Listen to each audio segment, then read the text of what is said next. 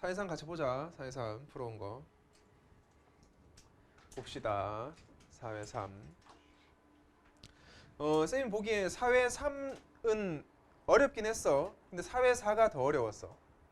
사회삼은 조금 더 나았고, 근데 공통점은 사회삼이나 사회사나 둘 다 글 구조가 좀 복잡해가지고 아마 오늘 필기할 게 꽤 많고 글 구조도 좀 잘 분석을 해봐야 돼.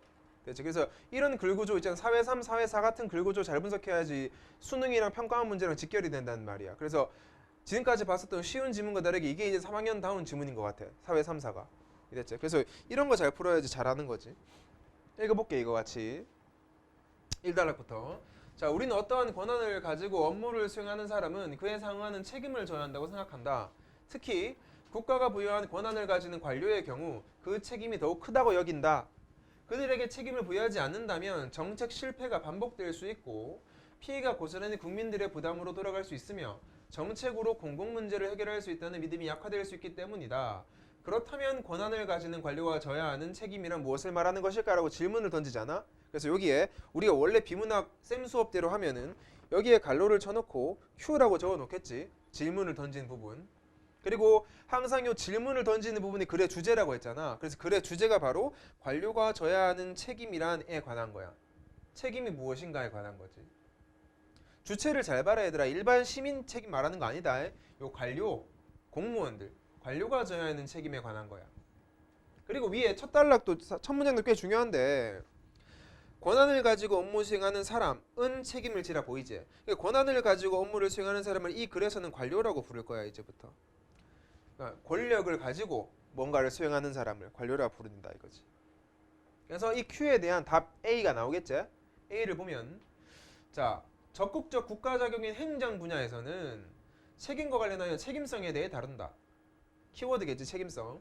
행정 분야에서 책임성이란 정의 내리지. 동그라미 치면 되겠고, 관료가 자신에게 위임된 권한을 행사하고 의무를 이행하는 모든 행위에 대하여 행위의 원인과 근거에 대한 물음에 답변하고 정당하지 못한 행위의 결과에 대해 책임을 져야 하는 성질을 말한다까지가 다 책임성에 관한 정의야.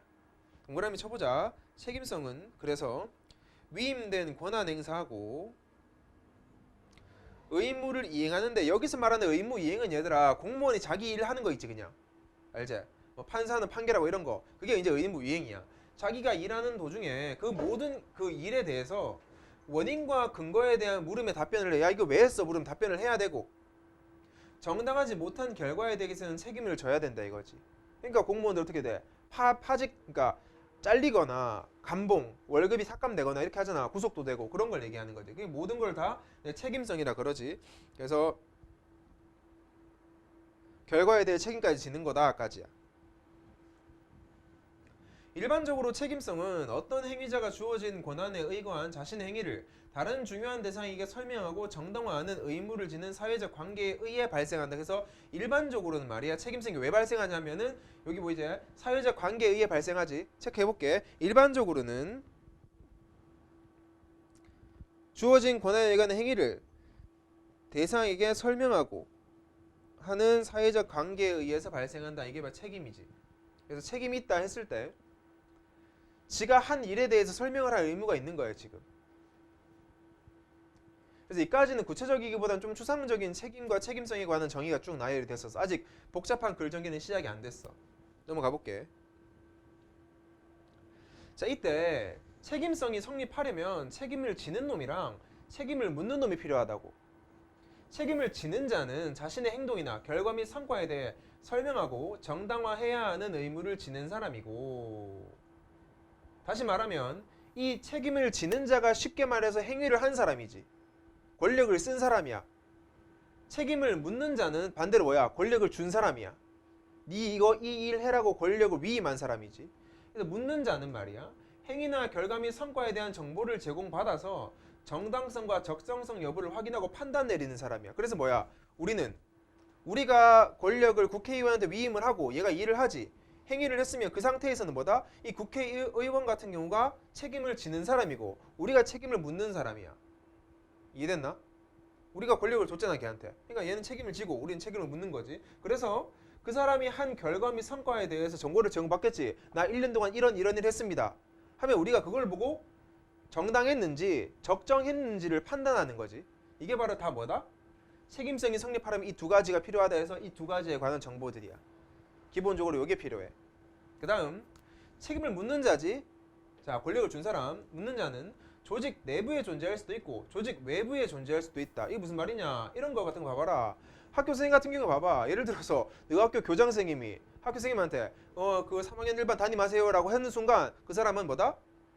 교장 선생님, 그러니까 또는 뭐 학교의 뭐 이사가 있으면 이사장, 하여튼 그 사람들한테 권력을 받은 거지. 그럼 걔는 뭐 해야 돼? 위임받은 권력으로 자기가 맡은 업무를 처리해야 되잖아. 그래서 이런 경우는 교장이 선생한테 권력을 줬으니까는 조직 내부에 존재하는 경우야. 반면 우리가 투표를 해가지고 국회의원이나 대통령을 선거하는 순간 우리가 지금 뭐 행정부에 속해 있지 않지. 조직 밖에 있잖아. 조직 밖에 있는 사람이 국회의원이나 대통령한테 권력을 준 거지. 이게 바로 뭐야? 조직 외부에 존재할 수도 있다고. 이렇게 이 두 가지 종류가 있는 거야. 권력을 위임할 때는. 책임 묻는 자는 말이야. 책임성에서 가장 중요하게 여겨지는 것은 책임성에 대한 판단 기준이야. 그래서 판단 기준이 대놓고 중요하다고 하지. 판단 기준이 뭐냐? 책임성에 대한 판단 기준이라는 정의 내려준다. 주어진 상황에서 행위자의 행동이 정당한 것인지를 판단하는 공식적이고 비공식적인 규정을 의미한다까지가 바로 여기 판단 기준이야. 책임성에 대한 판단 기준이 회계 기준인지 법적 절차인지에 따라 책임을 지는 자는 재무적 책임, 법적 책임 등 책임의 내용을 부여받게 된다. 이때 관료가 져야 하는 책임은 이런 거, 견책, 감봉, 직위해제 등과 같이 유형의 것일 수도 있고 수치심, 명예의 손상과 같은 무형의 것일 수도 있다 해서 이러한 책임을 진다 이거지. 잘못했을 때 말이야. 그래서 마킹해보자 얘들아. 어쨌든 둘이 필요하다고 했었지. 책임을 지는 자와 묻는 자가 필요한데 일단 책임을 지는 자 같은 경우에는 결과 및 성과에 대해 설명하고 정당해야 하는 의무를 지는 사람이고 내가 이렇게 했습니다 해야 되고, 책임을 묻는 자는 정보를 제공받아서 정당성과 적적성 여부를 확인하고 판단 내리는 사람을 책임을 묻는 자라고 했다. 다음 밑에 내부에 존재할 수도 있고 외부에 존재할 수도 있다고 책임 묻는 자는. 가장 중요한 거는 대놓고 뭐다? 판단 기준이라 했었는데 판단 기준이란 정의 내리지. 요거를 말해. 다시 말한다 얘들아. 그 비문학에서 문맥적으로 같은 말, 문맥적 동의어가 나왔을 때 찾을 수 있어야 되겠지. 여기에서 말하는 행위자가 같은 말로 뭐겠어? 책임을 지는 놈이야 묻는 놈이야? 뭐고?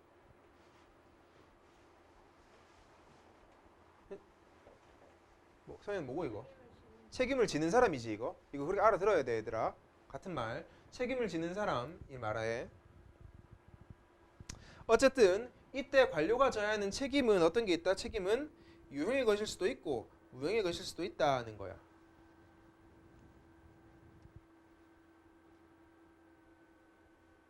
됐지?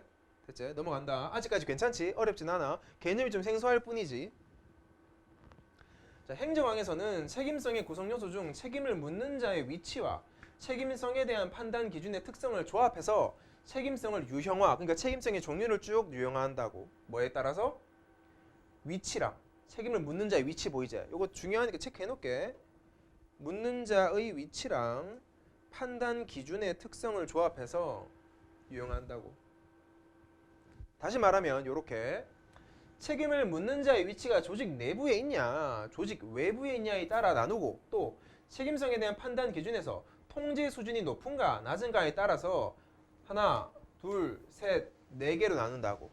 그럼 기준은 두 개가 있겠지. 그러니까 우리가 만약에 이 글을 정리하고 분석한다고 하면 기준을 항상 두 개를 냅둬야 돼. 통제 수준이 높냐 낮냐, 묻는 자의 위치가 내부냐 외부냐는 반드시 필기해야 된다는 거지. 지금 이게 두 개는. 됐지? 계층적 책임성은 한 개 설명한다. 계층적 책임성은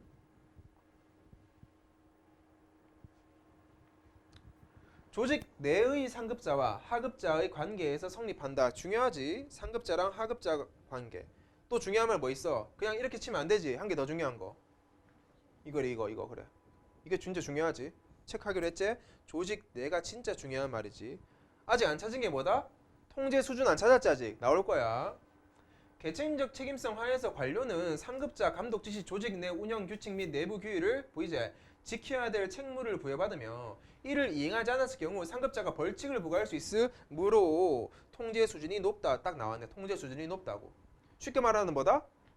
우리 아빠가 다니는 회사들 알지? 상급자가 있고 하급자가 있을 때 하급자는 상급자 말 들어야 되잖아. 안 들으면은 벌점부가 회사 잘리거나 징계 먹이거나 이런 걸 하잖아. 그러니까 통제 수준이 굉장히 높다고. 잘 통제가 돼. 법적 책임성은 두 번째. 자, 법적 책임성은 법을 제정하고 집행권을 위임하는 기관과 쉽게 말하면 뭐야? 그 법원 같은 거 있지, 법. 법이나 정책을 집행하는 관료, 이게 바로 행정 관료들. 과의 관계에서 성립한다고. 그래서 둘 사이야. 여기는 상급자와 하급자였지. 얘는 상급 하급이 아니지. 기관이 다른 거야, 지금. 알겠나? 사법부랑 행정부가 다르잖아 지금. 그걸 말하는 거야. 그래서 밑줄 쳐보면은 자 집행권을 위임하는 기관이랑 집행하던 관료들 관계야. 집행하는 관료. 그래서 사법부에서 법을 제정하면은 그 법을 가지고 행정부가 집행을 하지. 그런 걸 얘기하는 거지. 이게 바로 법적 책임성이야. 보통 이제 예를 들면 이런 경우지 얘들아. 그 도로 보면 이제 경찰들 있지. 경찰들이 교통 위반 딱지를 끊었다 치자. 그 딱지를 끊는 이유의 근거가 뭐다? 법적 근거가 있지. 얘들이 제정해놨을 거 아니야. 얘들이 제정한 법을 갖다가 누가 이행을 해? 그거를 집행하는 관료가 경찰관이잖아. 맞지? 근데 그 상황에서 경찰관이 뇌물을 받든 뭐 잘못 법을 집행했으면 걔가 책임을 지는 거지. 이게 법적 책임성이야. 알겠지? 일반 상급 하급자가 아니다. 이제 넘어간다. 더 묻는다. 자, 이 경우는 책임을 묻는 자의 위치가 조직 외부에 있지. 왜? 책임을 누가 물어? 사법부가 묻는 거지 지금. 아니 달라. 그래서 조직 외부에 있는 것인데 묻는 자의 위치가 말이야.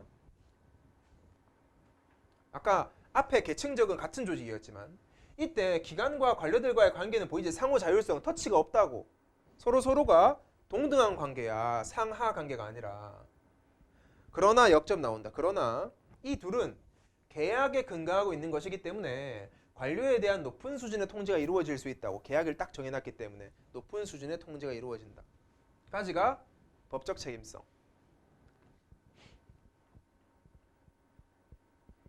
그 다음 전문가적 책임성에 대해서 보자. 자, 전문가적 책임성은 복잡한 정책 문제를 해결할 수 있다는 기대를 충족하고 전문성을 발휘하여 권한을 사용할 책임을 말하는 것으로 쉽게 말하면 뭐다? 그냥 공무원이 된 만큼 걔의 능력을 확실히 발휘해줘야 돼. 그러니까 걔를 전문가라고 부르지. 이해돼? 뭐 한국전기공사, 도로교통공사 같은 거기에서 근무하는 사람들은 일반 사람들보다 전기나 도로에 대해 잘 알 거 아니야. 그러니까 지가 잘 아는 만큼 전문가답게 일을 하라는 거야 지금. 전문성 발휘해서 사용할 책임이야. 걔가 만약 일을 제대로 못해 그럼 책임을 제대로 못 진 거지. 그러니까 우린 책임을 물을 수 있어. 제대로 일을 못하면은. 계층적 책임성과 마찬가지로 그래서 조직 내 관계에서 성립한다 보이지? 조직 내 관계에 성립한다. 일단 위에 전문가 책임 조금 더 밑줄 칠게 이쪽에. 기대를 충족하고 전문성 발휘해서 권한을 사용할 책임이다. 이 전문가적 책임성 하에서는 관련 기술이나 전문 지식을 가진 전문가들이 말이야. 업무에 대한 재량권 행사가, 재량권이 뭐야? 내가 알아서 할 수 있다는 거지. 내 스스로 할 수 있는 거. 행사하면서 지가 할 일을 추진하고 내재화된 규범 뭐야? 각 집단의 규칙이 있을 거 아니야. 그런 내재화된 규범에 근거하여 의사결정을 내린다고. 이때 내재화된 규범은 전문가로서 훈련과 교육, 업무 경험 등에 기반하는 것이다.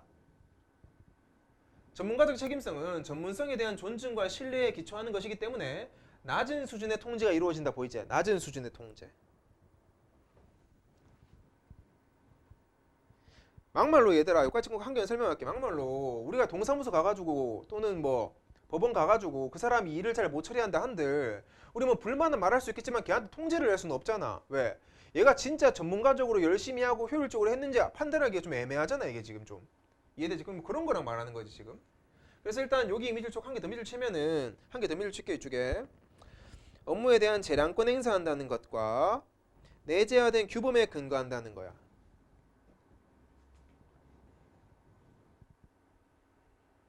이해됐나? 이해됐나?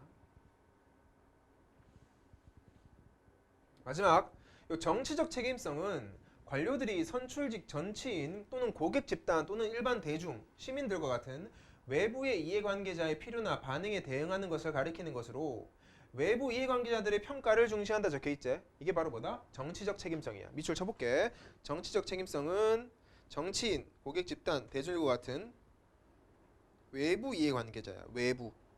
책임 묻는 자의 위치가 외부에 있다는 거지 지금. 외부. 것으로 이 외부 사람들의 평가를 중시한다. 정치적 책임성 하에서는 외부 이해관계자들과의 사적 관계가 영향을 미칠 여지가 있어 부패를 촉진할 가능성이 높은 반면 공개적이고 대표성이 강한 정부를 구성할 수가 있다고. 됐지? 체크해볼게. 이렇게. 이게 바로 정치적 책임성에 관한 거지. 얘도 마찬가지로 높은 수준의 통제가 일어나지는 않는다. 왜? 이 제재가 간접적이거든 굉장히. 이해됐나? 그래서 책임성에 관한 4가지 유형을 이렇게 분류를 해본 거야. 됐지? 어차피 이거 문제 풀 때 보면 표 하나 있는데 그 표 보면 나와 있다. 통제 수준이 높냐 낮냐? 뭐 책임 묻는 자가 외부에 있냐 아니면 내부에 있냐에 따라 나누어 있을 거야. 다음 단락 보자. 현대사회에서 가장 보편화되고 있는 행정 체계는 관료제다. 그래서 새롭게 말하지 이제 관료제에 관한 단락이야. 관료제 하에서는 관료는 내부적으로는 상급자에 의해서 외부적으로는 법이나 정책을 집행하는 기관에 의해 높은 수준의 통제를 받고 있다고. 관료제에서 모든 직위는 수직적인 계층을 이루며 상급자는 명령하고 하급자는 복종하는 질서가 유지된다. 관료는 법규나 규정에 의해 배분된 의무를 규칙적 지속적으로 처리하고 문서에 의한 업무를 처리하는데 기계적으로 계속 시키는 것만 하는 거야 그냥. 관료제의 이러한 통제 및 책임 관계는 조직 내의 모든 계층에서 발생하고 따라서 가장 최상위에 있는 한 사람 또는 부서만이 궁극적인 권위를 가지고 일단 뭐야 제일 위에 있는 상급자가 대장이고 그 밑에는 다 하급자가 되겠지. 다 뭐야 수직적으로 시키는 것만 하면 돼. 상급자 하급자 관계. 그래서 이거 봐봐. 관료제는 관료의 책임성도 강조하고 어떤 책임성이 있어? 뭐 여러 가지 책임성 있겠지. 뭐 어디 있냐? 앞에서 제일 처음에 했던 거 그 수직적 관계 통제 있지 책임성 그것도 받고 행정 효율성을 확보하도록 하는 행정 체계라는 점에서 그 가치를 오래도록 인정받았다. 왜? 시키는 대로 하니까 기계적이니까 굉장히 효율적이란 말이지. 그럼에도 불구하고 비판은 계속 제기되고 있다고 관료제에 대해서. 관료제의 관료는 계층화된 체계 속에서 부품화되는 경향이 있고 관료가 하나의 계급으로서 민주주의에 위협이 된다는 의견도 있다. 이러한 비판을 극복하기 위해 관료제의 관료들은 계층적 책임성, 법적 책임성과 더불어 보이지. 그러니까 원래 이제 일반 우리가 지금 살아가고 있는 현 시대의 관료가 지는 책임성은 2개 있었던 거야. 얘랑 얘는 무조건 있었어 원래부터 관료제는. 근데 이거랑 글씨는 뭐라 그래? 플러스해서 뭐도 있어야 된다? 전문가적 책임성도 져서 똑바로 일을 잘하고 정치적 책임성까지 져서 공공목적 달성과 민주주의 실현을 위한 노력을 다하는 것이 필요하다면서 끝난다. 그렇지? 그래서 현재는 요거 2개는 지고 있지만 안 지고 있으니까 그렇게 똑바로 하라는 거야 지금. 이해됐나? 그래서 여기까지가 책임성에 관한 그 정리였어. 이해됐지? 됐지? 자 그러면 정리하고 다시 넘어옵시다. 시현이 지금 잘라고 하지 지금. 방금 네 눈 껌뻑껌뻑거렸잖아.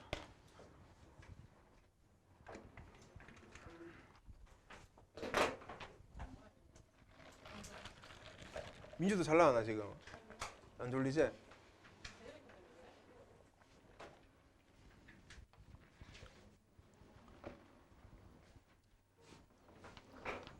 지현아 근데 니 왜 이렇게 하얀데? 니 목도 하얗네. 분필 한번 칠해봐도 되나? 안 되나? 잘 묻을 것 같은데 이거 이 색깔 한 번만 칠해보자. 뭔가 잘 묻을 것 같은데.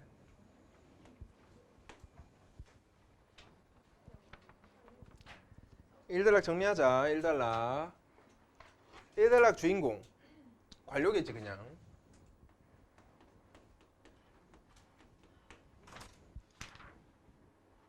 관료는 이 글에 나온 걸로는 얘는 이제 우리가 위임한 권한이 있지.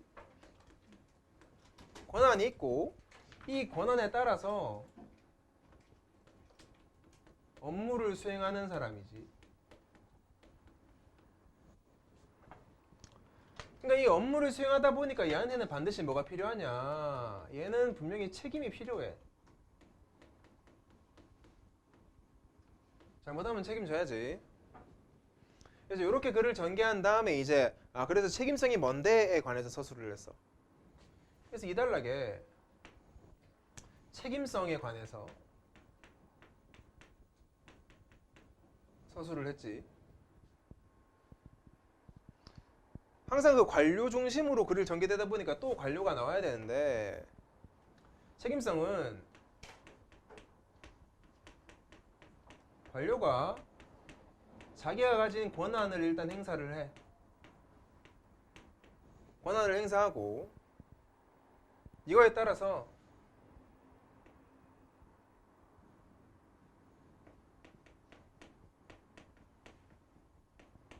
결과에 책임을 지는 건데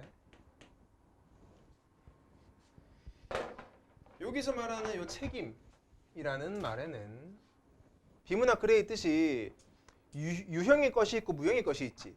유형의 것이라고 하면 감봉이라든지 잘리는 거. 무형의 것은 뭐야? 수치심, 뭐는 뭐 그런 것들. 그래서 책임에는 유형의 책임도 있고 또는 무형의 책임도 있다까지야. 어쨌든 이제 요게 책임성에 관한 기본적 정의였고 책임과 비슷하지 뭐. 일단 책임성에는 아까 둘로 내가 나눴었어. 책임을 지는 자가 있고 반대로 책임을 지는 게 아니라 책임을 묻는 자가 있어.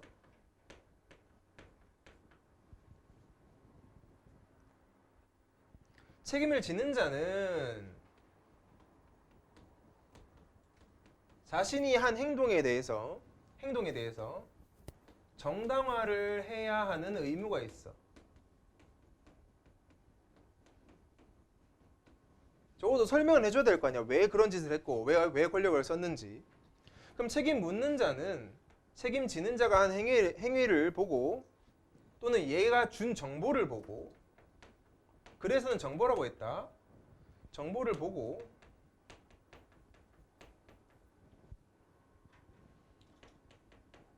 정당성이 있는지 적정성이 있는지 판단을 내리는 사람들이야.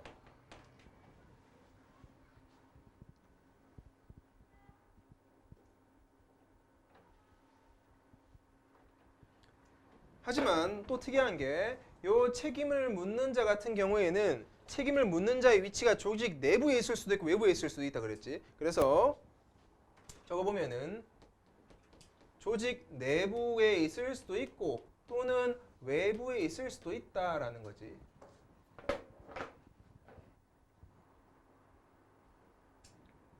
또한 이 글에서는 추가적으로 이 판단 기준에 대해서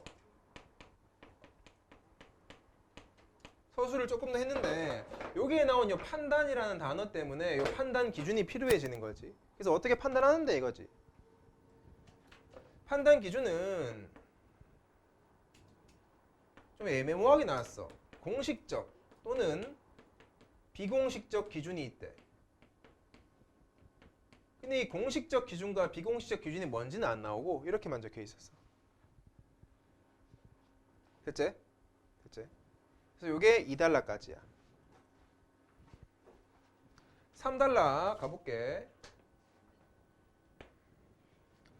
3단락의 주제는 책임성의 종류. 그치? 책임성의 종류에 관한 글이 한참 전개가 됐다. 그래서 책임성의 종류 중에 가장 기본적인 1빠따 계층적. 얘들아 나는 여기 계층적만 적을 건데 필요한 사람은 계층적 책임성이라고 적어라 그냥. 계층적 책임성.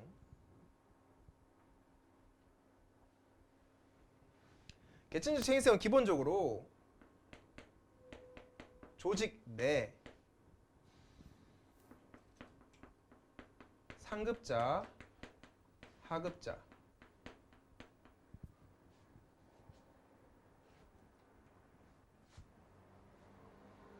사이에서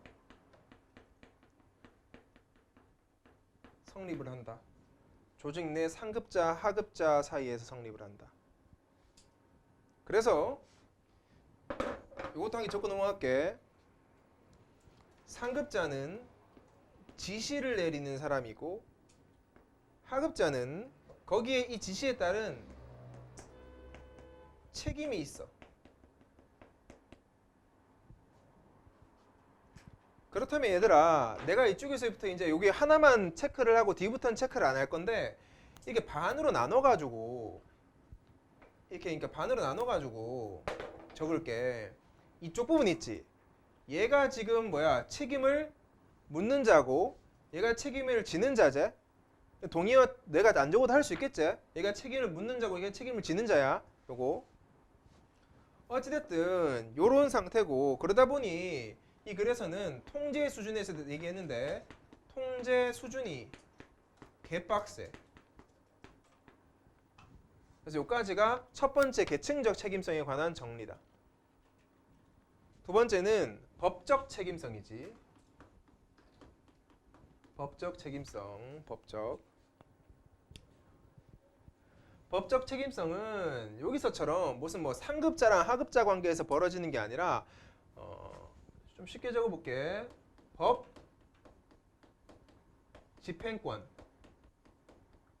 집행권을 위임한 기관, 법원 같은 곳, 그리고 이걸 갖다가 집행하는 관료가 있겠지. 관료 사이에서 생기는 거야. 됐지?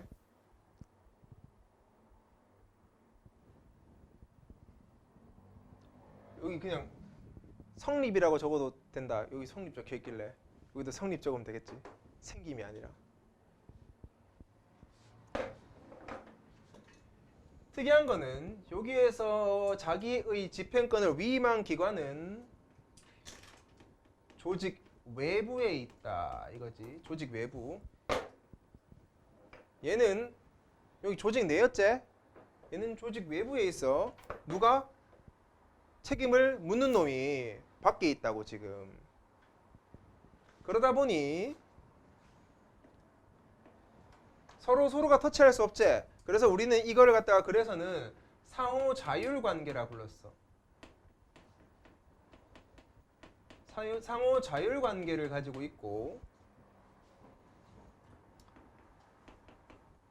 통제 수준은 높다. 그렇지? 통제 수준은 높아.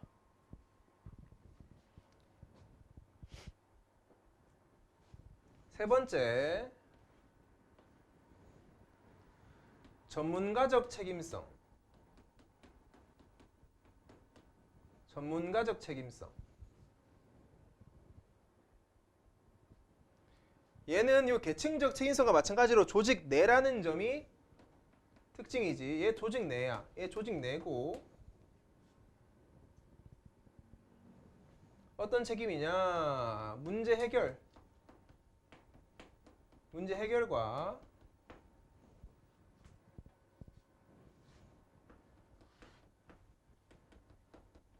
전문성을 발휘할 책임을 얘기한다.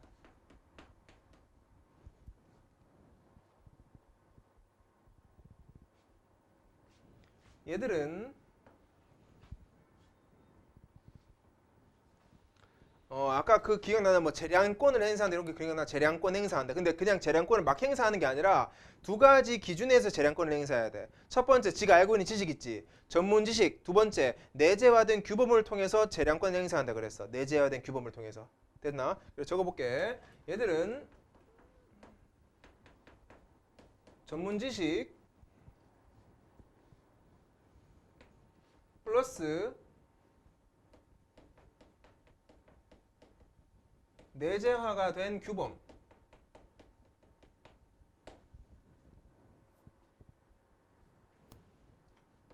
통해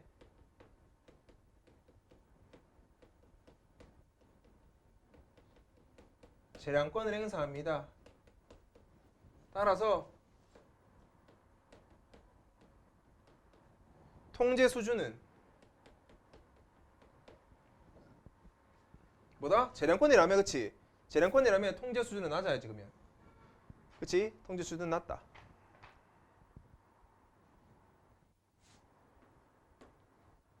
라스트.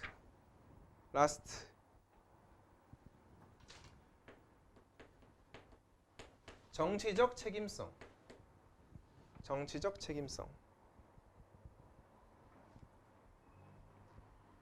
정치적 책임성은 여기서 내가 좀 짧게 적어보면은 내부가 아니라 얘도 외부야. 외부 이해 관계자.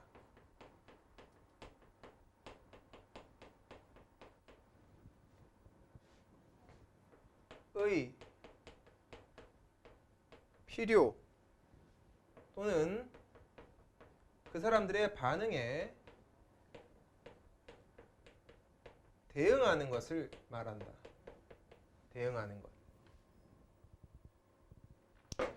여기서 말하는 이 외부 이해관계자란 세 가지가 있는데 대표적으로 정치인, 고객 또는 일반 대중들 얘기한다. 어쨌든 자기의 그 조직 내에 있지 않은 사람.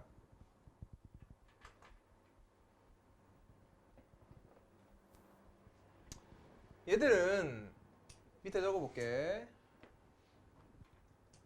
장단점이 있었어, 맞지?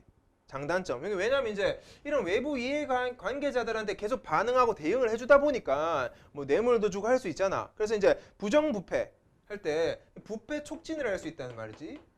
부패 촉진 가능성이 존재하고 있지. 부패 촉진 가능성은 존재하고 있어. 하지만 장점은 공개적이고 대표성이 강한 정부를 구성할 수 있다는 게 장점이야. 어찌됐든 얘는 아까 여기 안 적었는데 여기 이렇게 적으면 안 되겠네. 통제 수준이 굉장히 낮다.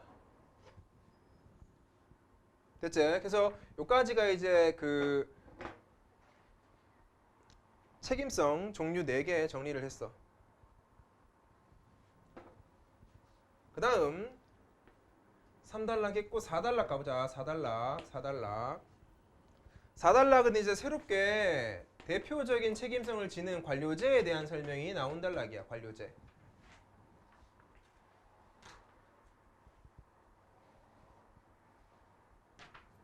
관료제는 이렇게 두 개로 나눠야 되지. 얘는 이제 내부적으로도 통제를 받고 있고 또는 이제 외부적으로도 통제를 받고 있는데 내부적으로는 상급자에 의한 통제를 받고 있어. 책임성이 높겠지. 외부적으로는 기관에 의한 통제를 받고 있어. 그러다 보니 이런 걸 갖다가 우리는 수직적 계층이라고 하고 대신에 수직적인 만큼 효율성은 높다라는 장점이 있지. 그래서 여기까지. 5단락은 따로 정리 안 한다 얘들아. 5단락은 관료제에 대한 비판인데 그냥 관료제에 대한 비판이 한 개밖에 없어서 한 줄만 적으면 돼. 뭐 관료제들도 보다 전문가적 책임성과 정치적 책임성을 질 필요가 있다. 그러면 좀 더 나아질 거라고 하면서 맞췄어. 그냥 한 줄이야 딱.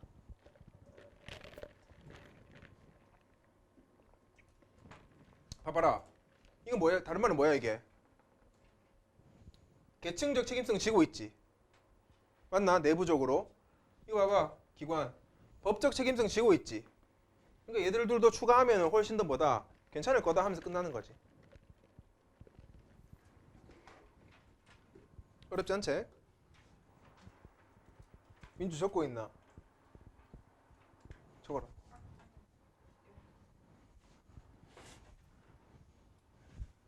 새끼 소심해가지고 왔지. 뭐 지우지 말라 할 수 없어가지고 옆에 연서 거 보고 있는데 연서 없었으면 무조건. 왜 실실 웃는데 니? 왜? 웃기게 생겼나? 웃기게 생겼다고? 원래 머리 잘랐잖아. 오늘. 근데 내가 좀 요구를 잘못했나 봐. 내가 구체적으로 말 안 하고 내가 그냥 그 사람한테 머리가 너무 길어서 그러는데 좀 짧게 잘라주세요 했거든. 근데 앞머리는 어떻게 할까 하길래 그냥 전체적으로 좀 짧게 잘라주세요 했는데 앞머리를 수달 같다고? 앞머리를. 근데 내가 그 사람이 좀 친하니까 자른 다음에 이제 거울 보라고 하잖아. 거울 봤는데 뭔가 좀 이상한 거야. 그래서 말하고 싶은데 말은 못하고 나왔는데 그래도 앞머리 그렇게 많이 안 잘라야 되는데 그렇게 많이 잘라놨더라고. 그래서 나는 거울 보면서 좀 밤돌 같다 생각이 들어가지고 많이 짧아 보이나? 그건 아니가. 괜찮나? 좋지 뭐. 한동안 머리 안 잘라도 되고. 1번부터 보자.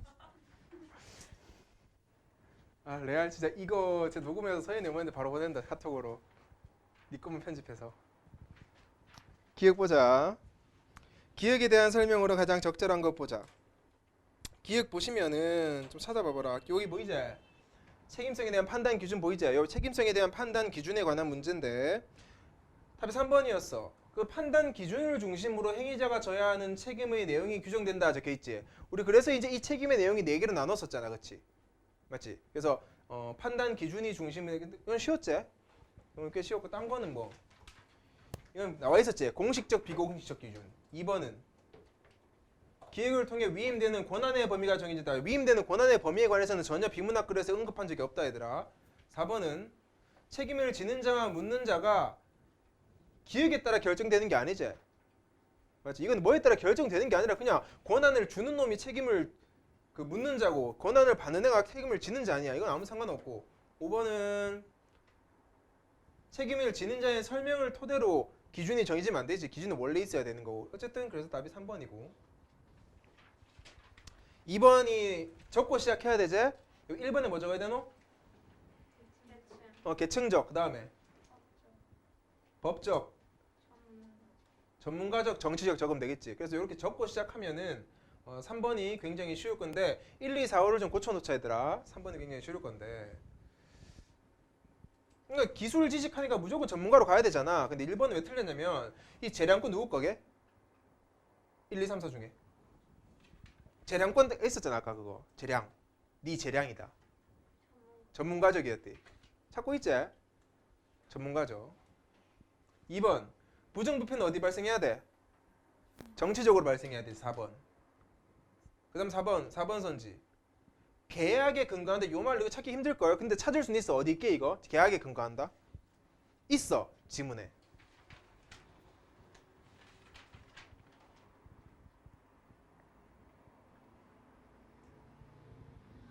있는데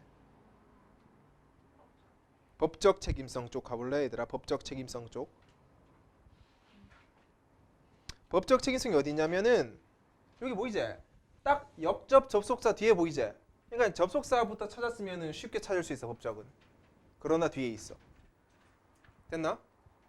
쉽게 찾을 수 있고. 그래서 됐고. 5번은 상급 관료가 하급 관료를 통제하는 권한이 법규나 규정에 의해 구체되어 있다. 자, 상급 관료가 하급 관료를 통제하는 것 같은 경우에는 1번인 괜찮지만은 이거는 전체 묻고 있으니까 틀렸지. 그래서 답이 3번이다.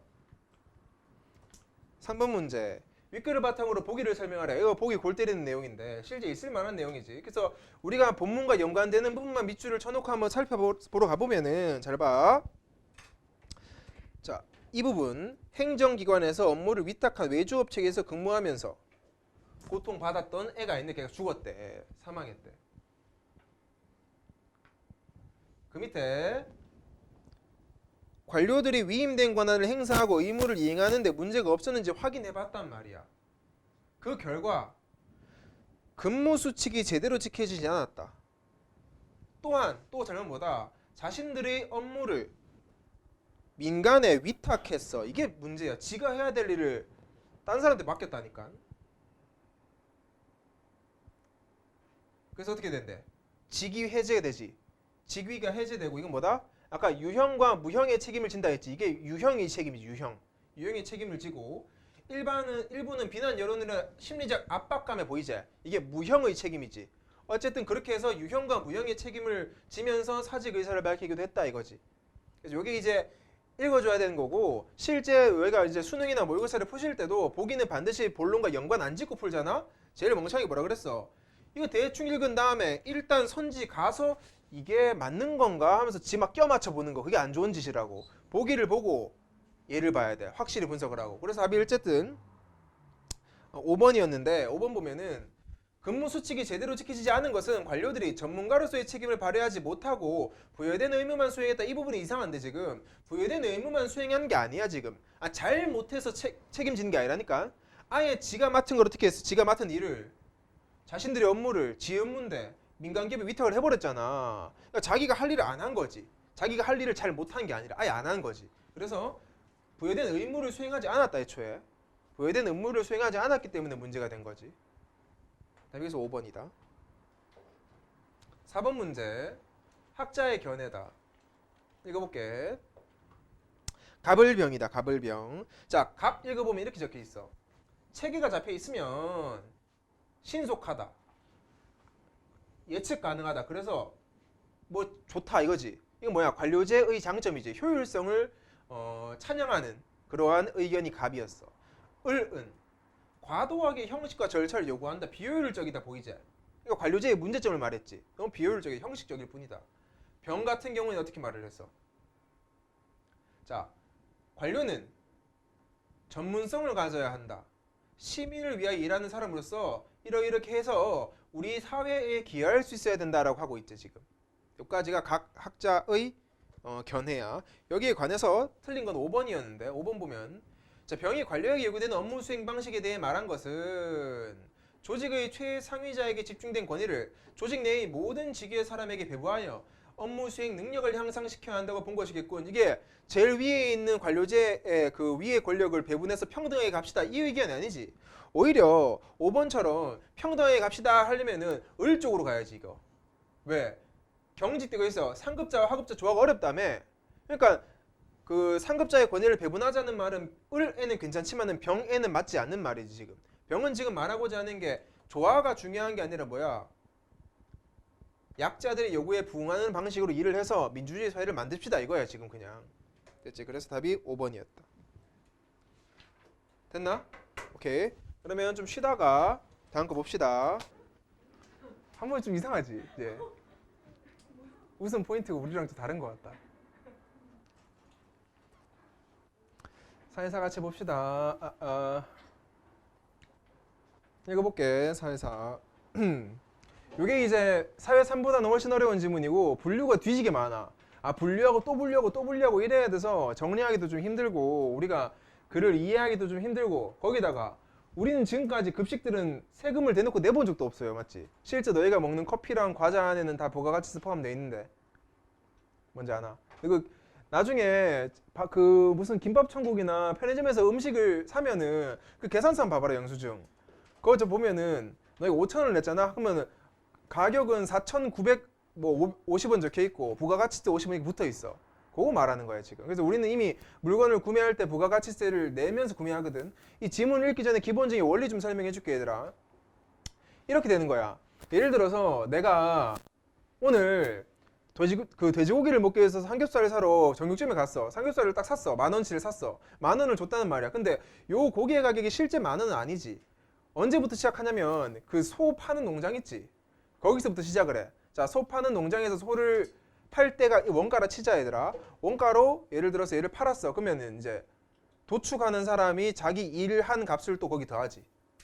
거기다가 도축 다 해서 이제 그 팩에 든 고기를 다시 정육점에 배달해야 되지. 배송비 더 붙지. 요 중간 과정에서 계속해서 뭔가 가치가 추가되잖아. 그런 가치들을 부가가치라고 해. 알겠나? 그런 가치들 원가가 아니야. 그러면 이제 그 가치에 대해서 세금을 매기는 게 부가가치세야. 이해됐지? 그래서 그렇게 생각을 하면 되고 부가가치세는 결국 누가 내게 그러면? 부담하는 사람은 우리잖아. 우리가 그 모든 가치에 대한 부담을 다 하지. 그리고 그 가치를 누가 내냐면은 그 중간에 판매자들이 그 가치를 내야 돼. 우리가 그 사람들 지불했잖아. 5,000원을. 그럼 거기는 부가가치세 50원 포함돼 있지. 뭔지는 알겠나? 그래서 그거에 관한 질문이야. 읽어보자. 자, 부가가치세란 정의부터 당당하게 시작을 하네. 국세의 하나로, 국세는 이제 국가의 세금이야. 재화의 공급이나 수입, 용역의 공급 과정에서 각 단계에서 덧붙은 부가가치에 대해 부과하는 조세다 적혀있지. 내가 말했다 부가가치는 이미 설명했어요. 그 다음 재화는 공급 또는 수입되기까지 여러 과정을 거치는데 각 과정에서 이전에 생산된 재화에 여러 요소를 더해 새로운 생산물을 만든다 까지야. 어떻게 만들겠노? 삼겹살만 샀는데 갑자기 제육볶음이 생성된다든지 이런 거 있잖아. 더 추가해가지고 생산물. 또는 나무만 사가지고 식탁을 만들어 버리는 경우 있지. 그러니까 많은 이제 가치가 더해지는 거지. 새롭게 만들어진 생산물의 가치에서 이전에 생산된 재화의 가치를 차감 뺀 부분이 부가가치라고. 뭔지 알겠나? 나무의 원가가 10,000원이었는데 책상을 10만 원에 팔아서 만들어서 그럼 부가가치는 9만 원이 되는 거야 지금. 더 플러스 된 거지. 부가가치는 임금, 이자, 지대, 이윤 등으로 구성된다. 모르는 사람은 알아놔라. 임금 뭔지 알지? 이자도 뭔지 알지? 지대는 부동산 값, 월세. 이윤은 뭔지 알지? 이윤은 뭐고? 팔아서 남긴 돈. 그걸로 구성된다고 뭐가? 이런 부가가치들이 말이야. 용역이 공급되는 과정. 용역이란 말은 사람들의 노동력이라 생각하면 된다. 노동력. 그 용역이 공급되는 과정도 이와 유사한데 용역의 공급은 노동력을 제공하는 것뿐만 아니라 플러스 뭐까지 있다? 시설물, 권리 등을 사용하게 하는 것도 포함된다까지야. 됐지? 그래서 마킹하고 넘어갑시다. 자, 부가가치세. 부가가치란 뭔지 체크할게. 부가가치세란 요거야. 이러한 과정 각 단계에서 덧붙은 부가가치에 대해서 매기는 세금을 부가가치세라고 한다. 됐지? 자, 그 다음 부가가치의 정의. 부가가치는 뭐냐? 새롭게 만들어진 생산물의 가치에서 이전 생산된 가치를 차감한 뺀 부분이야. 그래서 실제 모의고사에서 비문학을 읽는다 치면 이건 너희가 공식을 적어놔야 될 부분이야. 이거를. 알겠지? 원래는 적어놨어야 돼 읽을 때. 그래서 부가가치는 이렇게 구성된다. 그 다음 또 한 개 더. 용역이 공급되는 과정도 유사하다 적혀있지. 왜 하필 얘를 자꾸 일반 부가가치에 넣는 게 아니라 자꾸 빼냐면 위에서 봐봐라. 얘랑 다르게 말하고 있지. 너희도 다르게 읽어줘야 돼. 그러면 문제에 나오든 안 나오든 다르게 읽어줘야 돼. 용역도 마찬가지로 노동력 플러스 요런 거를 포함한다 까지야. 진주 노래 보고 있나? 진주 이렇게 보는데?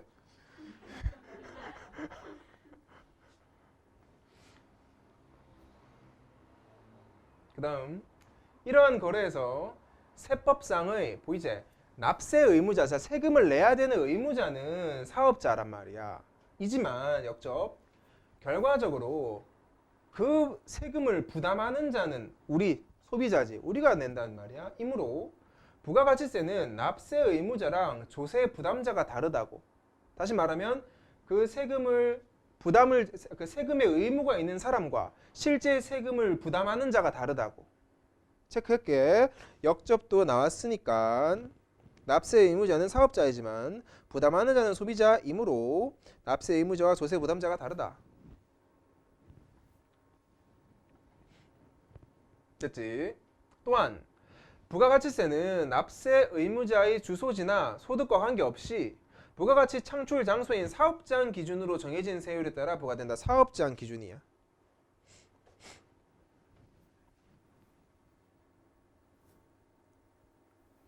요 말도 이제 문제를 내려면 한없이 어렵게 낼 수 있는데 무슨 말이냐면은 내가 서울에 살더라도 학원을 의정부에 내가 차렸어 이렇게. 그럼 부가가치세에 대해서는 우리 의정부 세율을 따르면 돼. 경기도 세율을 따르면 돼. 요런 개념이야 지금. 물론 우리나라는 뭐 크게 다른 게 없지만 미국 같은 경우에는 막 주가 다르면 또 법이 다 다르잖아. 뭐 그런 걸 얘기하는 거고. 이거 확실히 이해했지 얘들아? 이해했지? 넘어간다. 자, 부가가치세를 계산하는 방법은 크게 두 가지. 가산법과 공제법이니까 지금 여기 부분에서 분류의 방식을 사용을 하기 시작했지. 이제 분류가 들어갔으니까 이제부터 가산법과 공제법의 차이점에 집중을 해줘야 되는 거지. 각각의 정의와 특징의 차이점. 가산법은 시작한다. 가산법은 물론 여기 그 대주제는 얘야 얘들아. 그 계산하는 방법이 큰 주제제. 여기에 따라서 이제 분류를 시킨 거지. 가산법은 뭐냐? 일정 기간 동안 발생한 부가가치를 구성하는 요소의 값을 보이지? 부가가치를 싹 다 더한 다음에 여기에 세율을 곱해서 하는 방법이야. 간단하지? 부가가치 뭐 1차, 2차, 3차 계속 부가가치 쫙 더한 다음에 한 방에 세율 딱 곱하면 끝. 예를 들어 A가 10만 원짜리 재료를 사서 지가 가공해서 팔 때 판매할 때까지 투입된 인건비, 이자, 이윤 등을 모두 합한 값이 3만 원이야. 그럼 3만 원의 세율을 곱해서 세금을 산정한다 보이지? 즉 뭐냐면 인건비도 들었고 내가 대출한 이자도 들었고 실제 내가 이윤도 봐야 되지. 내 돈도 벌어야 되니까. 그게 3만 원이라는 말은 10만 원짜리를 사서 13만 원에 팔겠다는 거야. 어찌됐든 원가가 10만 원인데 3만 원의 부가가치가 생겼으니까 3만 원에 대한 세금을 매기겠다고. 이해됐지? 매기겠다고. 이 방법은 언뜻 보기에 부가가치에 해당하는 모든 요소들을 더한 뒤 세율을 곱하면 세금 계산이 끝난 무로 접속사 무로. 간편해 보이지만 간편하긴 맞아. 근데 정확한 계산을 위해 사업자가 부가가치를 구성하는 각 요소를 모두 관리해야 하고 국가가 모든 요소를 파악하여 세금을 부과하기 힘들기 때문에 잘 사용을 안 한단 말이야. 너무 빡세. 왜? 야 말로야 이렇게 인건비, 이자, 이윤 더해서 세율을 곱하면 되잖아. 쉽지만은 막말로 내가 사업자를 치자. 내가 알바생들 인건비가 얼마인지 내가 일일이 다 계산해야 돼. 거기다가 은행 이자까지 내가 일일이 다 계산해야 돼. 거기에다가 뭐다? 내 노동력도 썼으니까 내가 봐야 될 이윤까지 다 합해야 돼. 그것도 매달. 그렇게 한 다음에 세율을 매번 곱해야 되니까 힘들고 국가 입장에서도 마찬가지야. 그 사람이 진짜 그 산출한 금액이 얘가 낼 금액이 맞는지 확인해야 되잖아. 왜? 사람들은 세금 내기를 싫어하잖아. 세금을 최대한 적게 내기 위해서 우리 부가가치 별로 없는데요 할 수 있잖아. 우리 알바생만 안 썼어요 뭐 이렇게 하든지. 그렇게 해버리면 또 세금을 적게 내게 되니까 국가가 다 관리하기 힘들다고. 그래서 안 쓰는 거야 이거를. 그럼 얘는 결론적으로는 이제 장점은 뭐다? 간편하다. 단점은 이게 좀 빡세다 이거지. 그러면 이제 이 단락의 구성을 한번 멀리서 봐봐라 얘들아. 가산법에 대해서 정의를 내리고 예시를 든 다음에 장단점 얘기했다. 맞지? 정의, 예시, 장단점이 구성을 띄고 있지? 그러면 안 봐도 뒤에 나오는 공제법도 마찬가지로 정의, 예시, 장단점 나와주겠지? 됐지? 체크해볼게. 가산법은 모두 더하고 세율을 곱하는 방법. 이것도 공식 적어라 얘들아. 공식 적는 게 제일 좋지? 물론 내가 정리해줄 때 적기는 할 거야. 쉽게 말해서 부가가치의 총합 곱하기 세율이겠지. 그게 바로 가산법이야. 예시는 패스한다. 예시는 땅땅땅 패스하고 장점 체크해볼게. 무로 뒤에 간편해 보이지만 정확한 계산을 위해서는 사업자가 모두 관리해야 하고 국가가 하기 힘들기 때문에 사용을 잘 안 해.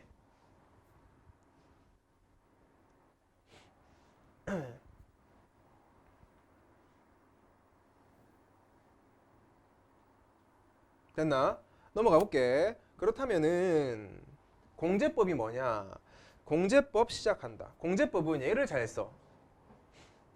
너 이거 많이 들어봤을 걸. 부모님이 혹시 막 이거 세금 공제한다 이런 거 있잖아. 뭐 그런 거 얘기하는 건데.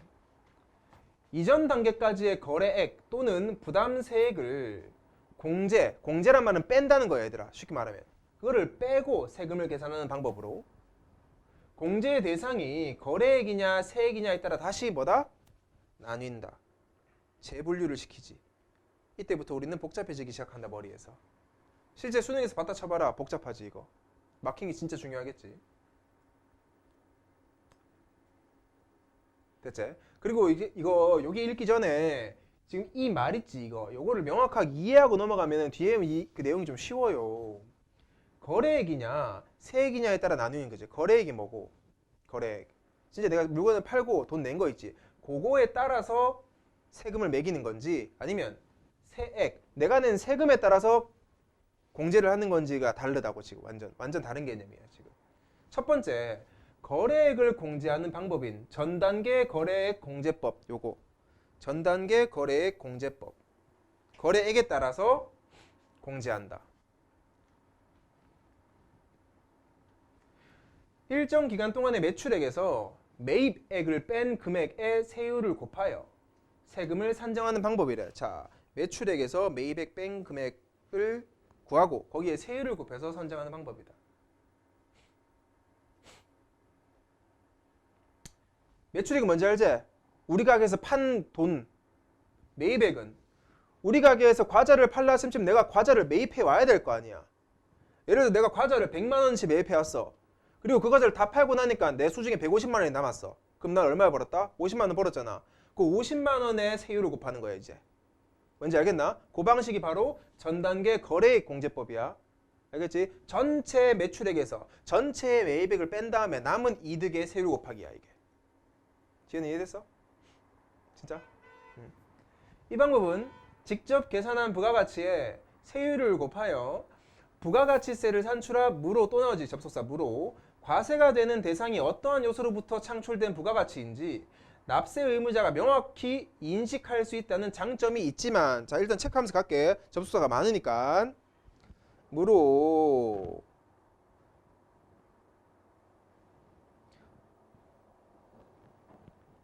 요런 장점이 있어. 근데 면세제도를 적용하기는 힘들다. 이게 장단점이지. 면세제도 적용하기는 힘들어.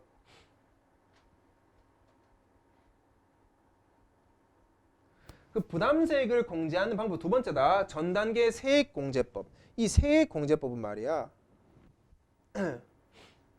일정 기간 동안의 매출액에 잘 봐. 다르지? 아까 위에 뭐야? 매출액에서 매입액 뺐지 그냥. 이제는 달라. 매출액에 세율을 일단 곱해.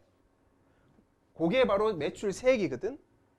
뺀 매출 세액을 구한 뒤에 다시 한 번 더 이전 단계의 매입액에 세율을 또 곱해. 매입세액을 구해.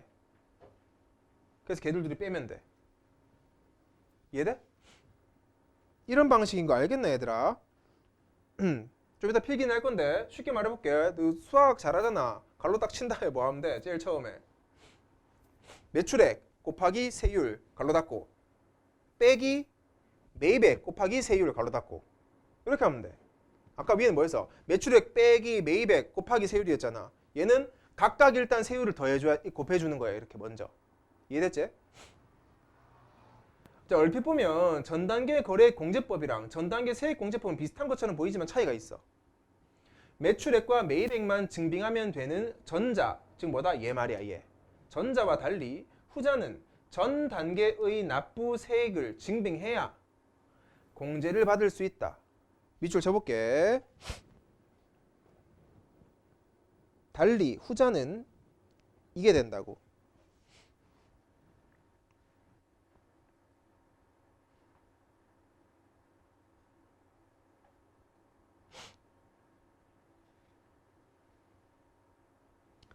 전 단계 세액공제법은 매입세금 계산서의 발행이 필수적이기 때문에 왜? 매입세금 계산서가 있어야 되지. 매입세금 계산서가 뭐야? 매입세 구하는 거 있잖아. 이거 매입세 구할 때 쓰는 거. 매입세금 계산서가 발행이 필수적이기 때문에 사업자 간의 상호 견제를 통해 탈세를 예방할 수 있어. 첫 번째 장점이고 또한 두 번째 장점. 사업자들의 거래 현황 파악하기에도 좋고 특정 품목에 대해 부가가치세 면제해주기도 수월하고 사업자가 구성하는 요소들을 개별적으로 관리하지 않아도 되는 장점이 있기 때문에 우리는 이걸 쓴다. 아까 앞에 있잖아 얘들아. 요 공제법 말고 앞에서 했던 거 잘 봐라. 앞에서 했던 거 요거 가산법. 이거 뭐라 그래? 사업자가 모두 관리해야 되지. 얘는 사업자가 관리할 필요 없지. 자, 쌤이 비문학 너의 2학년 때 처음 내한테 배울 때 내가 이걸 강조를 굉장히 많이 했어. 잘 봐.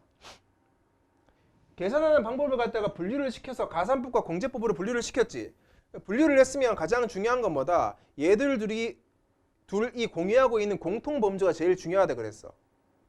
그러니까 아무리 이쪽에 장단점이 많이 나오고 여기에 장점이 이렇게 많이 나왔어도 실제 중요한 장점은 이거라고. 왜? 앞에 있는 공제법이랑 뒤에 있는 공제법이 같이 공유하는 속성이잖아. 내가 어떻게 예를 들었노 이걸 갖다가? 과일로 예를 들었잖아. 내가 이렇게 항상 얘기를 해. 수박 이렇게 똑같이 적어볼게 이거라. 과일에는 대표적으로 수박과 사과가 있다. 분류했지? 수박은 색깔이 초록색이고 가격이 10,000원이며 여름에 난다 라고 해놓고 사과는 색깔이 빨간색이고 어른들이 좋아하는데 뭐 시장에서 판다라고 하는 순간 각각 세 가지 특성을 나열했지만 같은 범주에 속하는 건 색깔이잖아. 색깔이 초록과 색깔이 빨강이잖아. 그럼 이 색깔이 핵심 포인트인 거지. 같은 범주에서 비교해 주는 거. 그래서 얘도 같은 범주에서 비교해 주는 게 이런 게 중요한 거지. 됐지? 굳이 중요도를 따지자면은 넘어가 볼게. 자, 예시다. 다 예시야. 전 단계 세액공제법과 10%의 부가가치세율을 적용하는 나라의 갑을병이 각각 나무 가공 공장, 가구 조립 공장, 판매 매장을 운영하고 있다고 하자. 갑은 을은 병, 병은 소비자의 각각 매출액에 매출 세액을 더한 가격인 110만 원, 220만 원, 330만 원의 재화를 판매한다. 이 경우 최종적으로 30만 원의 부가가치세를 소비자가 부담하게 됐지. 왜? 10%의 세율을 다 적용한 상태지 지금. 원래 얼마겠어? 100만 원이지. 100만 원에 뭐 곱한 거야 지금? 부가가치세율 10% 곱해서 110만 원에 파는 거지. 얘는 다시 200만 원에 10%, 300만 원에 10% 더 했지. 그래서 최종적으로는 뭐다? 최종적인 산물인 330만 원짜리를 소비자는 사게 되잖아. 맞나? 그래서 여기에 곱해진 10%를 최종적으로 30만 원 부가가치세를 부담하게 된다. 요 말이야 지금. 이 30만 원은 갑을병이 납부해야 할 부가가치세를 모두 합한 값이다. 적혀있지? 그래서 좀 이따가 뒤에 문제에서 필요하면 요 공식을 쓰라는 거지. 최종적. 그래서 어떻게 하면 돼? 여기에서 10%를 곱했겠지. 그러면은 이 30만 원은 갑을병이 납부해야 할 부가가치세를 모두 합한 값이라고.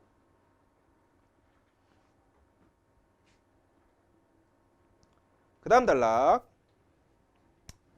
특별한 경우 부가가치세를 면제해 주기도 한다. 면제해 주기도 한다는 게 큰 주제지. 이걸 갖다가 두 개로 또 다시 분류. 영세율 제도랑 면세 제도가 있대. 면제해 주는 제도.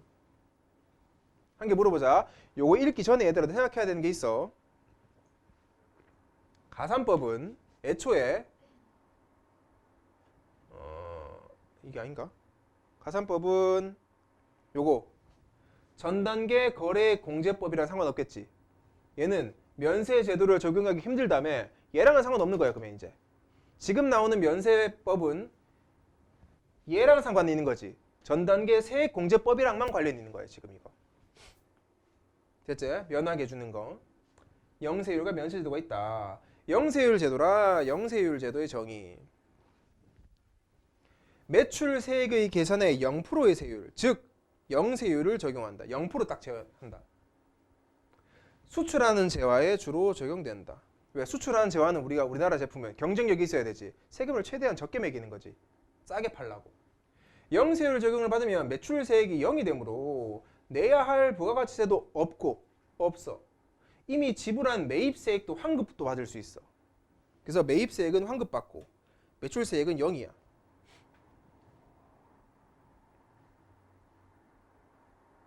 이로 인해 해당 단계뿐만 아니라 이전 단계에 부과된 부가가치세가 모두 취소된다. 보이지? 이전 단계의 부가가치세가 모두 취소되므로 부담이 아예 없어지는 거야. 그냥 부가가치세 부담이 아예 없어. 영세율 제도로 인해 수출하는 재화의 가격 경쟁력이 높아지고 국외의 소비자는 이중으로 세 부담을 지지 않게 된다가 장점이지. 중요한 게 우리나라 아니다. 수출하는 거지. 그럼 국외 소비자가 이득인 거지. 우리는 이득이 아니야. 그래서 누구 그거 하나, 내가 TV 살 때도 삼성 TV 사는데 아마존에서 사. 개웃기지? 실제로 내가 경험한 거다. 몇 년 전에 우리나라에서 삼성 TV 살려고 하면 50만 원이야. 아마존 찾아보니까 25만 원이야. 아무리 해외 배송비 더한다 쳐도 30만 원인데 더 싸잖아. 그래서 해외 배송 시켰어. 그래서 우리 집에 TV 미국 거야. 삼성 건데 미국이야. 그래서 본 거야. 그래서 다 영어로 돼 있어. 그래서 지상파가 안 나와. 대신 케이블만 나오는데 우리 집에 케이블밖에 안 보잖아.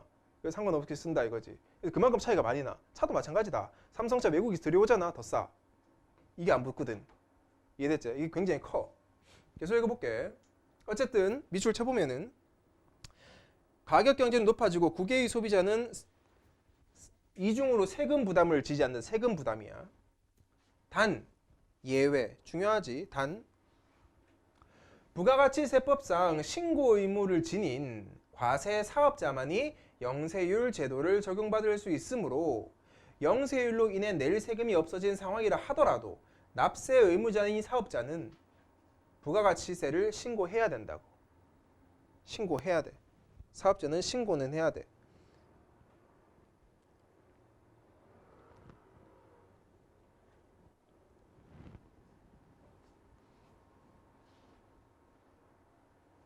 됐지? 됐지? 면세제도는 부가가치세의 납세 의무를 면제해주는 제도. 자, 두 번째 제도는 면세제도는 납세의 의무를 면제해주는 제도로서 기초 생활 필수품에 주로 적용이 돼. 수출품이 아니라. 면세제도에 적용을 받는 사업자는 원칙적으로 부가가치세법상 납세 의무를 지지 않으므로 보이지? A는 뭐야? 납세 의무를 지지 않아.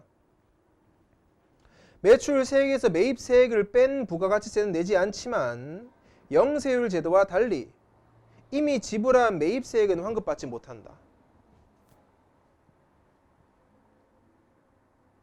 이해됐나? 잘 봐. 요거 차이 좀 보여줄게. 바로 전달락.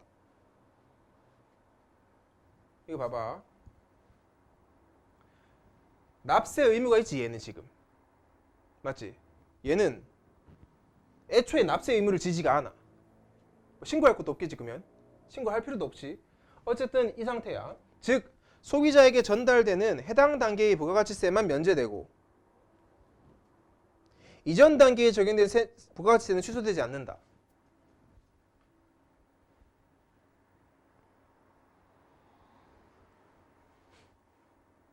따라서 매입세액에 해당하는 금액은 재화나 용역의 가격에 포함되어서 소비자에게 전가된다.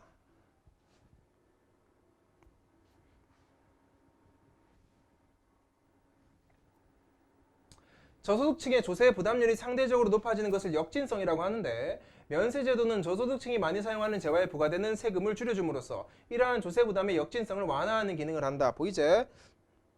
이 기능을 한다.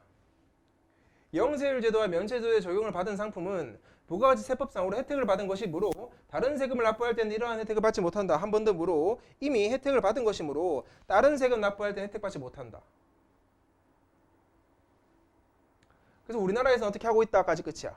현황 제시하면서 끝이다. 됐지? 됐지? 그래서 여기까지가 글이었고 정리 한번 해보자 얘들아. 일단은 정리해볼게.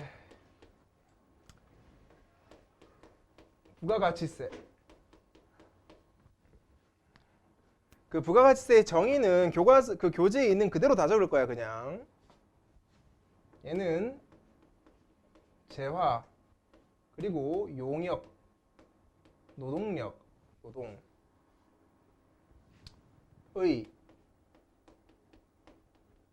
공급과 수입 과정에서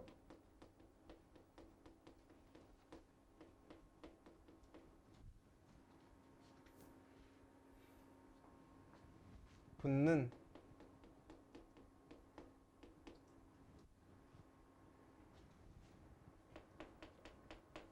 부가가치에 대한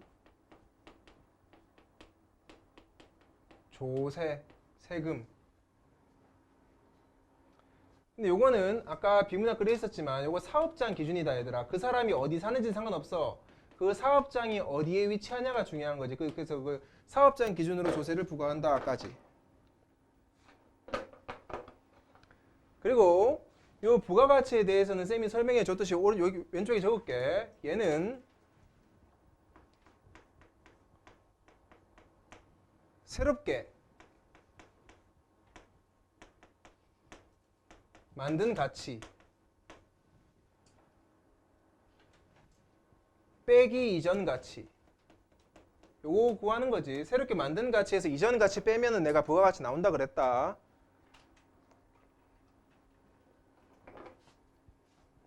나눠서 그래서 이제 이 부가가치에 대해 조금 더 구체적으로 보면은 부가가치는 대표적으로 임금, 이자, 지대, 부동산, 월세, 이윤, 내가 볼 이득을 포함하는 거고 용역에 해당하는 부분은 노동력뿐만 아니라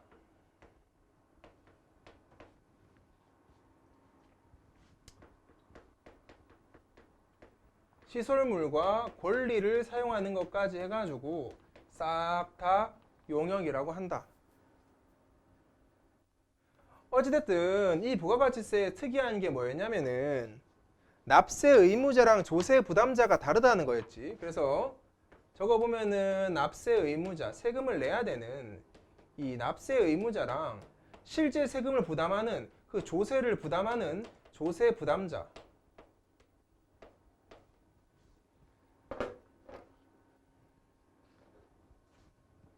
드립 치고 싶은데 참았다. 빡셌다.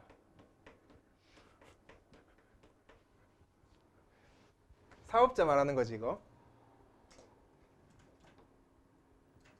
얘는 소비자 말하는 거지. 실제 소비자가 이제 조세 부담을 하니까. 그래서 이게 이제 그 1달러 부가가치세에 대한 많은 정보들을 정리해 보는 거야. 두 번째,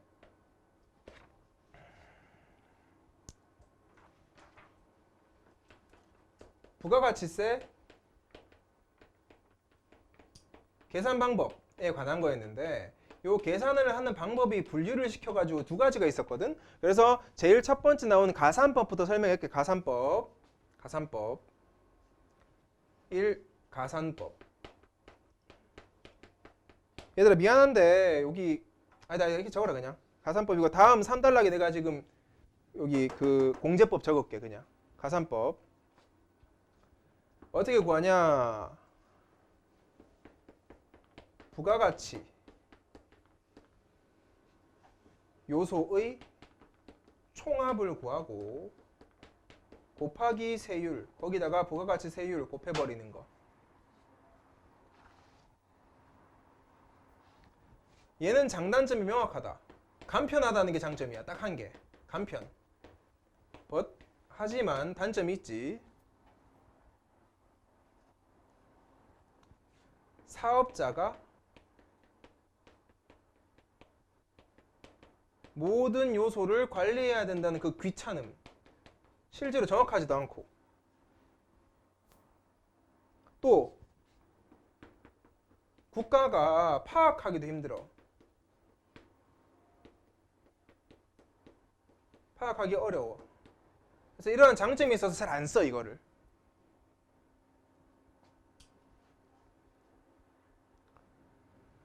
그래서 3단락 넘어가서 3단락.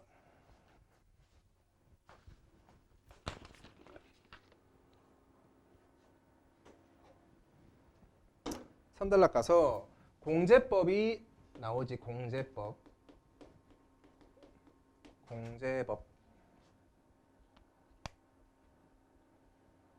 얘는 이제 그 대정의가 먼저 나오고 그 다음에 이제 세분화됐는데 얘는 이전 단계의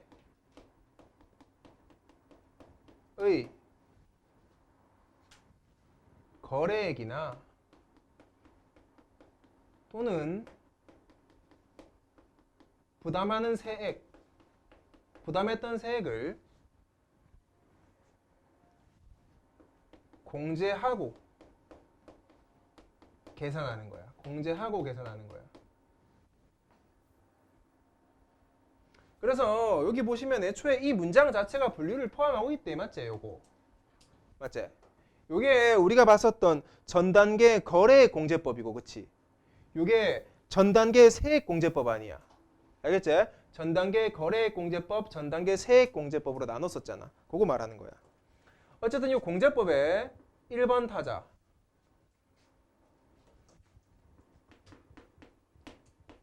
전 단계 거래액 공제법 봅시다. 거래액 공제법. 얘 아까 구하기 쉽다 그랬다. 이거 갈로치고 매출액 빼기 매입, 내가 산 돈 한 다음에 여기에다가 세율을 곱하는 거지.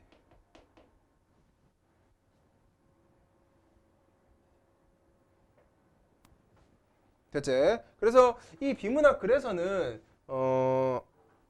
여기 매출액에서 매입액 뺀 게 그냥 부가가치라고 했었거든. 아무튼 그건 됐고, 어쨌든 얘의 특징도 있지. 좀 적어볼게. 얘는 매출액, 매입액만 증빙하면 돼. 증빙 자료로. 왜냐하면 딱 요거밖에 안 쓰잖아, 그치? 요것만 쓰니까 매출액과 매입액만 증빙하면 오케이라고 그냥. 얘의 장단점, 얘는 부가가치의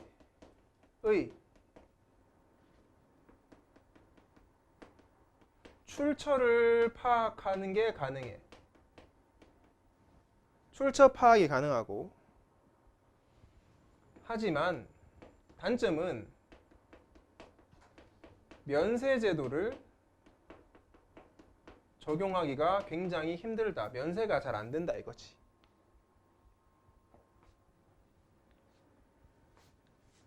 (2번) 그래서 이제 이 면세제도가 적용이 되는 게 전단계 세액 공제법이야.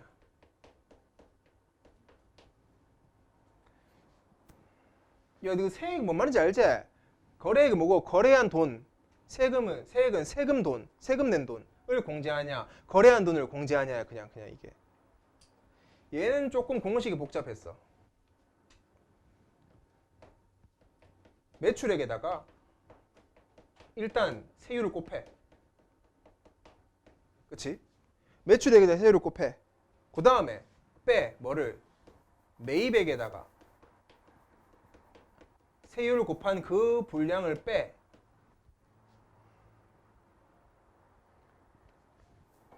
요걸 갖다가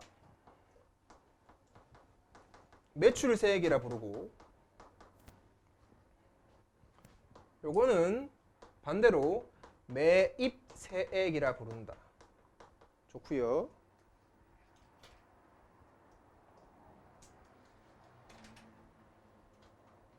얘는 특이하게 얘랑 다르지. 전 단계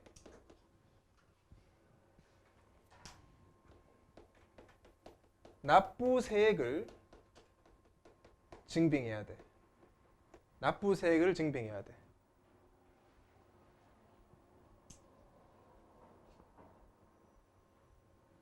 얘의 장점 굉장히 많았어. 탈세를 일단 예방할 수 있고, 탈세 예방.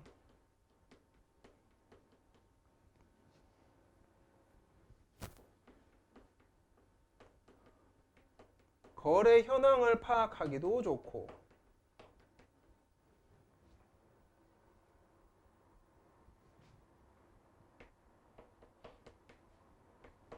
부가가치세,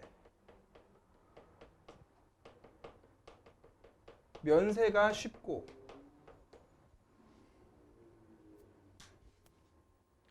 요거 있지? 모든 요소 관리 보이지?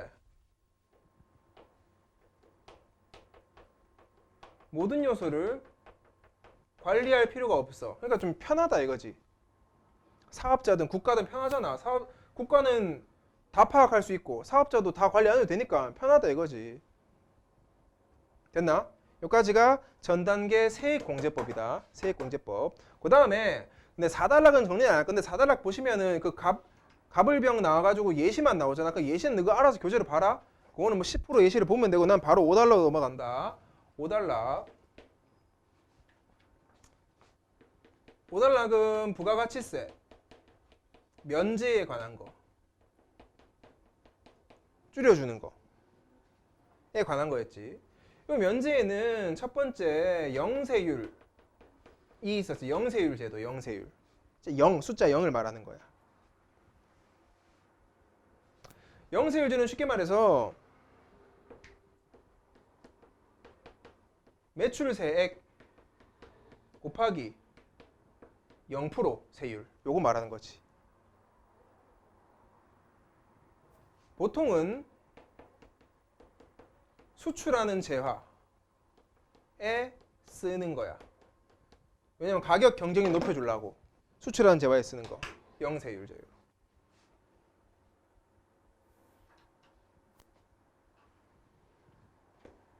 관련된 건 다 적는다 이제. 영세율제랑 관련된 거 많이 적어야 된다.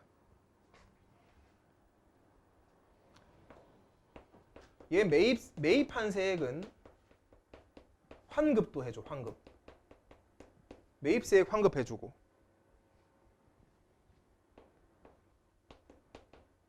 모든 단계에서 부가가치세가 취소되는 거야. 아예 부가가치세 없다. 그렇게 되니까 이득인 부분이 뭐냐? 다른 제품에 비해서 가격 경쟁력이 확보되고 올라가고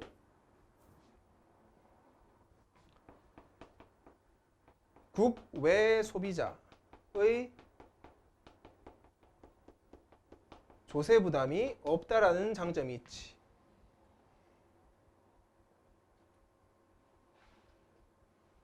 단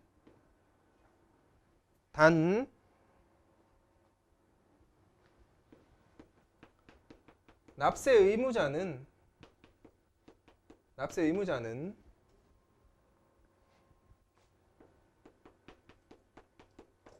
부가가치세 신고를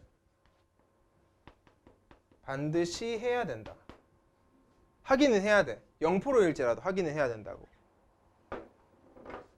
그러니까 2번 영세율이 아니라 이제 면세제도.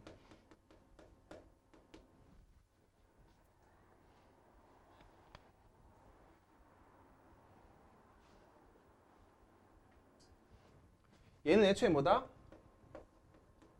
납세 의무를 면제해 주는 거야. 납세 의무 면제해 주는 거고, 얘는 여기 보시면 수출 재화에 쓰였으면은 얘는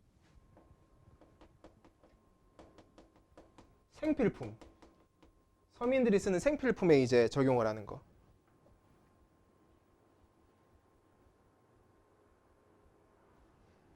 적어볼게. 그래서 납세 의무가 면제되기 때문에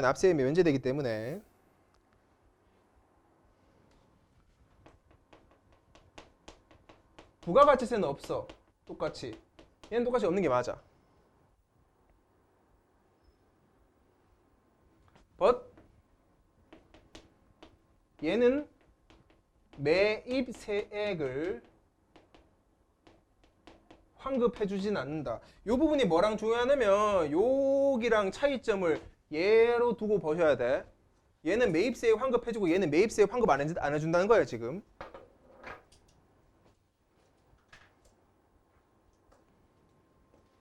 그럼 이 매입세액 환급 안 해준다 요 말이 무슨 뜻인지를 적어볼게.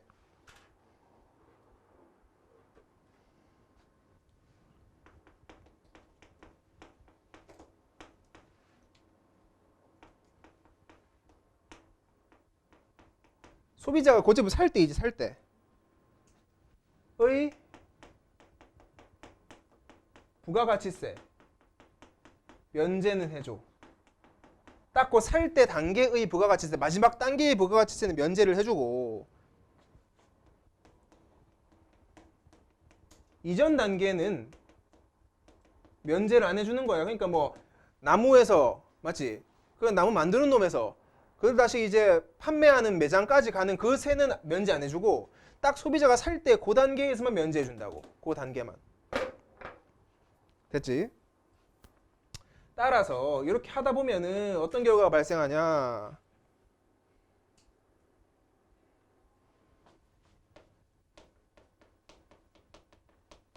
매입세액 금액, 이 매입세액 금액이, 봐라, 매입세액을 환급 안 해주니까 이 매입세액 금액은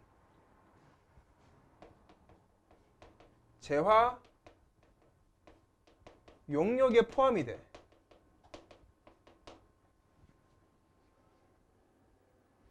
그래서 이게 소비자에게 전가가 되는 거지.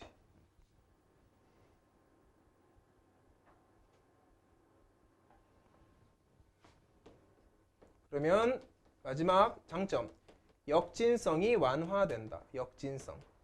그러니까 좀 가난한 사람, 저소득층 계층에게는 이게 좋은 거지. 됐나? 요까지가 정리 끝입니다. 정리 끝. 됐지? 자, 1번 문제 보면은 자, 윗글에 대한 설명으로 가장 적절한 것은 하고 묻고 있지. 답이 2번이었어. 이거는 이제 세부 내용 묻는 문제가 아니라 글 전개 방식이라서 굉장히 쉽지? 그래서 부가가치세 계산하는 방법이 두 가지 있었지. 뭐 있었어? 뭐? 계산 방법 두 개. 가산법하고 공제법. 말했잖아. 그 다음에 면하게 해주는 제도도 두 개 있었지. 그래서 딱 맞게 이 글 전체에 대한 질문이지. 그래서 답이 2번이야. 됐나? 이건 더 설명 안 한다. 2번 문제. 일치 문제다. 일치 문제. 1번은 굉장히 쉽게 할 수 있지. 우리 용역도 포함한다고 했었잖아. 그래서 노동력도 마찬가지로 부가가치세가 부과될 수 있다는 쉬운데 2, 3, 4, 5가 왜 아닌지를 알고 넘어가야 돼. 2번은 납세 의무자의 주소지나 소득에 따라 달라지는 게 아니라 무조건 어디 기준? 사업장 기준이야. 사업장 기준. 3번은 부가가치세가 최종 단계에만 부과되는 게 아니지. 그 모든 단계에 부과가 되지. 전 단계에. 전 단계에. 4번. 국내에서 타인에게 시설물을 제공하는 행위도 마찬가지로 보다 용역에 포함된다 그랬다. 포함된다 그러니까. 5번은 납세 의무를 짓는 놈과 세금 부담하는 이가 동일한 게 아니라 다른 게 문제지. 쉽게 1번이고. 3번 문제. A와 B다. A가 뭐고? 영세율. B가 면세제도. 영세율과 면세제도의 비교 문제야. 나올 만했고. 1번부터 봐봐라. 영세율은 면세와 달리 조세 부담의 역진성 완화 누가 한다? B가 하는 거지. B. 2번 문제. 면세는 영세율과 달리 수출 상품의 가격 경쟁력을 높일 수 있다고 있는데 가격 경쟁력 수출 상품 누구 거야? 영세율 거지. A 거. 완전 다 거꾸로 돼 있지 지금. 3번 정답이고.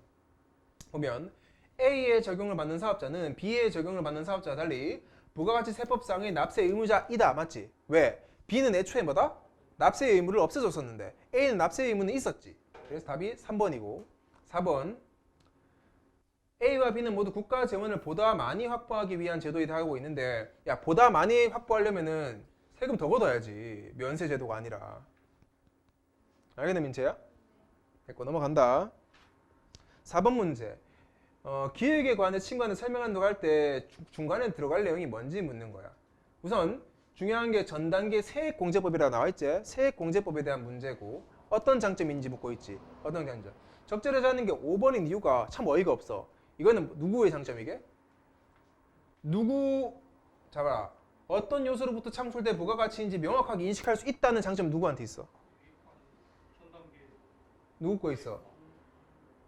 여기 지문 나왔잖아. 전 단계 거래 공제법 봐봐. 장점이 뭐야?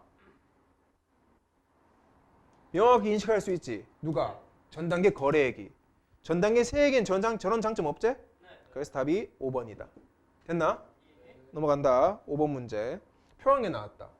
문제가 어려워 보이는데 선지가 존나 쉬웠어 또 이거는. 잘 봐라.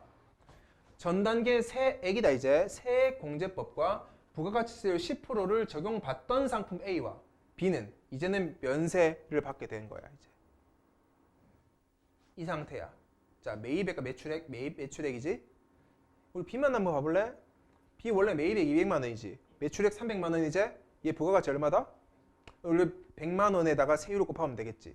100만 원에 세율 곱해서 부가가치세율 10%를 적용받지. 그럼 얘 얼마 냈겠어? 10만 원을 냈었겠지. 근데 이제는 뭐 한대? 면세하지. 띵 없어지는 거야. 2번. 이해됐나? 이해됐나?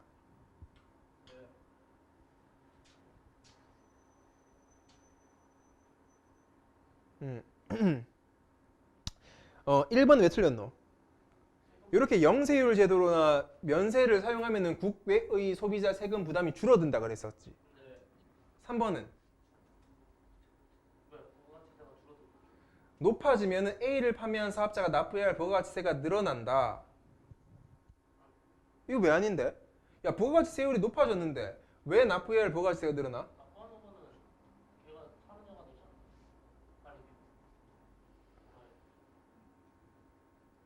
아니야 부가가치세율이 지금보다 높아지면은 원래는 부가가치세가 늘어나는 게 맞는 거 아이가? 이거 왜 아니게? 봤잖아. 뭐 어려운데? 받고 있잖아. 상관없잖아. 4번 상품 B를 구매하는 소비자와 달리 상품 A를 구매하는 소비자에게 부가가치세의 세금 부담이 일부 전가되겠군 하고 있는데 반대로 됐지? 반대로 돼 있어. 일부 전가는 누구한테 돼야 돼? 아니, 야 상품 A는 뭘 적용하는 거고 지금 상품 A? 영세율이지. 영세율은 아예 전 단계 모든 부가가치 세금 없어지는 거 아이가? 아예 제로가 돼버리잖아. B만 마지막 단계만 빼주고 전에 건 다 있는 거지 세금이 그대로. 그러니까 그 있는 게 바로 소비자한테 나머지 건 전가되는 게 맞아. 그래서 바꿔야 돼. 상품 A를 구매하는 소비자와 달리 B를 구매하는 소비자에게 부가가치세의 세금 부담이 일부 전가되겠지. 바꿔져 있어. 5번 상품 A를 판매하는 사업자와 B를 판매하는 사업자는 모두 납부와 매입세액에 해당하는 금액을 환급받을 수 있다. 환급은 누가만 받아? 영세율만 받아 환급은. 이해됐나? 그래서 여기까지고. 6번 문제는 됐지? 안 푼다 이거는 알아서 해라. 됐나? 오늘 수업 여기까지 하고 숙제 내줄게.